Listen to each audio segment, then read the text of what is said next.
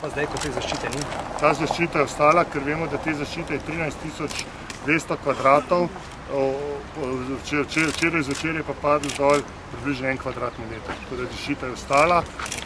To je izvajal podizvajalec Keramikout iz Anglije, katerega smo takoj pozvali, se on je dal naročniku garancijo za ta dela, da bo izdržala 10 let vse obremenitve, ki se nahajajo v tem tunelu, in on bo prišel ta teden, da bomo določili, kako bomo ta kvadratni meter popravili. Kako se vam pa zdi? Da se je ponoči pobrala ta zaščita?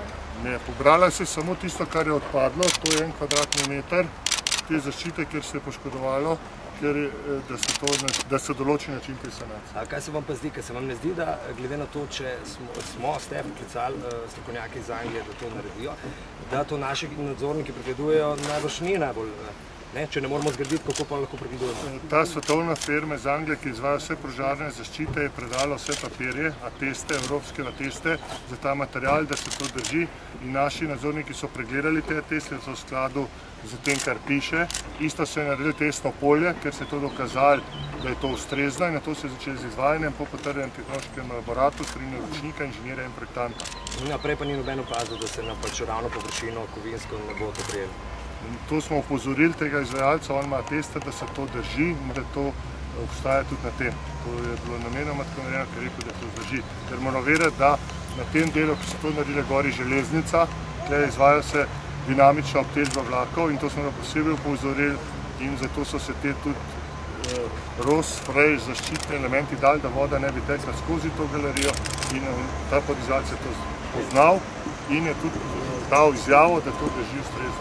Kaj se je to zgodilo, ne vemo zdaj, bo prišel ta teden in bo dal način sanacije tega, in da se to ne bo več zgodilo. Pa boste sprejeli odgovornost, kako je minister govoril tudi za delo, za zastoje, za denarno, finančno in časovno odgovornost?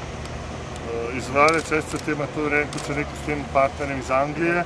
On je dal bančno garancijo in vse stroške, ki bomo dobili, bo on nosil. Kakšni pa bodo stroški sanacije? To bo pa on predložil, ko bo prišel in ogledal in povedal, kaj je treba narediti. A bi ta dogodek lahko pripisali sabotaži, rečemo, dobrih delavcev, glede na to, da so že drugič zaprli direktorja? Ali pa priprli, no? Mislim, da to ne moramo temu predpisati, ker je bilo to vse pregledano vseh inštitucij v Sloveniji in da je to bilo perfektno narejeno. In to je lahko skrita napaka, če sem povedal, da tega 13.000 kvadratov, 1 kvadrat, se je tam zgodila ta nesreča. Ja, če je eden, nikoli ne moramo vedeti, da ste dva, 10 pa to 13.000. Zato, ker ta pločevina, ki se je nahajala, je točno samo 1 kvadrat, druge je beton. In smatramo, tega ne bo in da ne bomo več dodatno težko. In da je tunel varen, kar smo včeraj po noči še ekstra pregledali cel tunel z inženirjem, naročnikom, in smatramo, da je varen in da ne bo več teh poškodb. Da bomo pa 100% sigurni, smo pozvali tega podizvajalca z Anglije, ki vse papirje prinesel, ker vemo, da to je specialna zaščita, ki je par firm v Evropi izvaja, ker to je tudi prvo v Sloveniji, ki se izvaja na podor, zaradi večje varnosti uporabnika. Strokovnjak za požarno varnost Anton Čufar je danes pisal ministru Žerjavu pa medije, da ne more noben garantirati, da bi ta zaščita lahko zdržala do konca, da po njegovi oceni je predostna pomagala. Ne morem to komentirati, ne poznano to, jaz sam vem, da mi smo pripravili vse papirje, ki so potrebni, da se lahko predor varno spustili. Ampak mene tako zanima, a vi prevzemate ta del odgovornosti, recimo zdaj do nesreče ni prišlo, pa če bi prišlo do nesreče, bi objektivno bil na del odgovorni, ali bi tudi takrat rekli, da pač to odgovornost ne veže? Ni SCT ne more prevzeti odgovornosti, ker pa to je oddal podizvajalcu, ker je jamči za to delo, on bo pokril vse stroške, ki bojo nastali zaradi teh. Če se bo še kaj zgodilo, mislim, da se ne bo, ker smo včeraj po noči celo noč to pregledali DCV in ugotovili, da drugih napak saj vidnih ni. Ampak ne govorim samo o stroškovni odgovornosti, govorim o odgovornosti, ker do nesreče bi lahko prišlo, pač na srečo ni, hvala Bogu ni, ampak kaj če bi prišlo do nesreče, če se kaj takega spet zgodi? Neko določeno mero odgovornosti mora prevzeti. Morate vedeti, da nesreče v tunelih lahko vedno pride z raznih vzrokov. No, ampak zaradi odpada tega meta.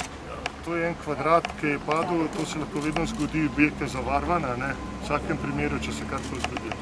Dolži smo to narediti.